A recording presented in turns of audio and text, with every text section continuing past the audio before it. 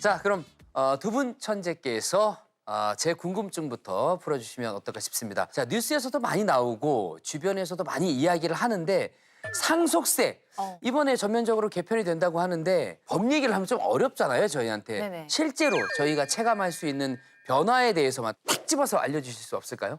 예, 지금까지의 상속세는 쉽게 말씀드리면 유산세라고 합니다. 그런데 이거를 이제 앞으로는 유산 취득세로 바꾼다는 게 이번 개편의 핵심인데요. 이게 어렵다는 거예요. 제가 쉽게 설명드려볼게요. 네, 예. 그래서 만약에 아버님께서 15억 정도의 재산을 만약에 남기고 돌아가셨습니다. 오.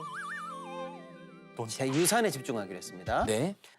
자녀가 세 분이라는 전제에서 지금까지는 어떻게 했냐면 이 15억에 대해서 바로 세금을 물리게 됩니다. 15억을 남기고 돌아가셨으면 묻지도 따지지도 않고 빼준다라고 해서 일괄공제라는 걸 적용을 합니다. 네. 일괄공제 5억을 일단 적용해 볼게요. 15억에서 5억을 빼고 나면은요. 10억. 10억 남죠. 네. 그럼 그 10억에 대해서 일단 세금을 딱 물립니다. 10억의 세율은 24%예요. 그러면 2억 4천만 원 세금이 딱 묻겠죠. 그럼 그 2억 4천만 원을 자식 셋이 나누어서 8천만 원씩, 8천만 원씩, 8천만 원씩 이렇게 세금을 내고 그 나머지가 이제 상속이 되는 겁니다. 네. 그런데 여기까지 이해가 됐습니다. 이게 어떻게 바뀌느냐? 이제 유산에 집중하지 말고요. 네. 유산 취득세로 바뀐다고 했잖아요. 네. 이번에는 취득이란 말에 집중해 보세요. 취득은 누가 하는 거죠? 받는 사람. 사람이요. 네. 그 사람에게 집중합니다. 15억을 세명씩에게 나눕니다. 5억씩. 5억, 5억. 오. 네. 그리고 아까 말씀드렸죠?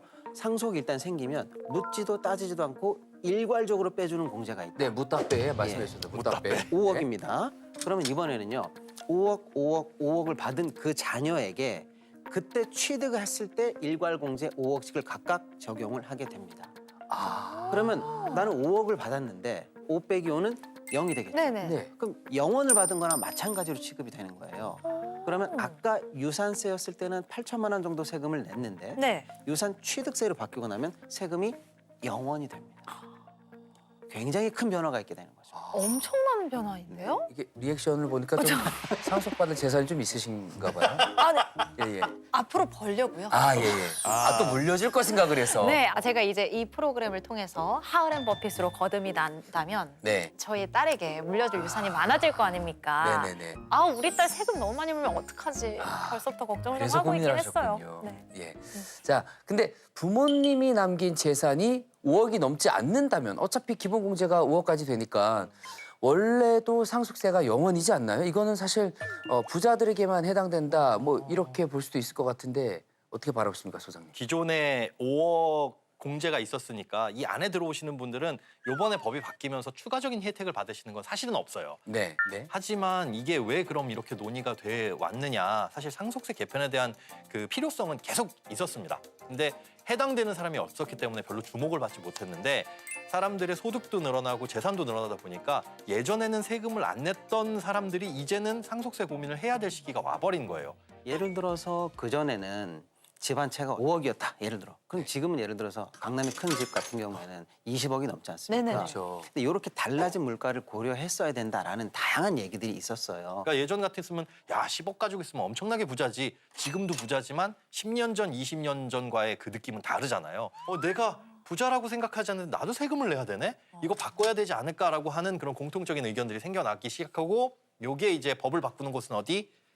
정치권이죠. 네네. 그렇죠. 여기에서 이제 논의가 시작됐다 이렇게 보시면 됩니다. 사실은 지금 우리가 내고 있는 이 상속세 제도는 1997년에 개정되고 여태까지 손을 못 댄 제도입니다. 와, 네. 그러니까 사실은 24년이 넘은 제도이기 때문에 네. 그 24년 동안에 우리나라의 경제 규모도 많이 커져 있고요. 네네. 경제를 대하는 많은 사람들의 생활 태도도 많이 바뀌었습니다.